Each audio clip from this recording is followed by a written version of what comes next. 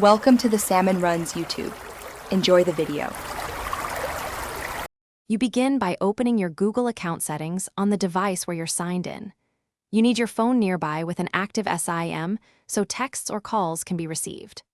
Once in Settings, navigate to Personal Info, then Phone. This is where you add a number for recovery and verification. Enter the number exactly, choose whether it's used for two-step verification or account recovery, and tap to request a verification code to be sent to your phone. After requesting the code, check your messages and enter the numeric code in the prompt. This proves you control that phone.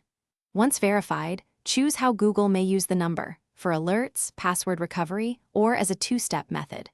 Make sure to review your two-step verification settings, add backup codes or an authenticator app if you want redundancy.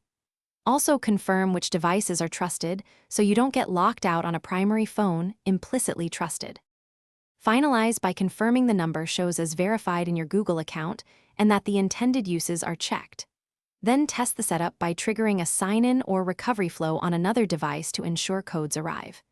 If verification fails, make sure SMS is not blocked, restart the phone, and verify the carrier supports short codes.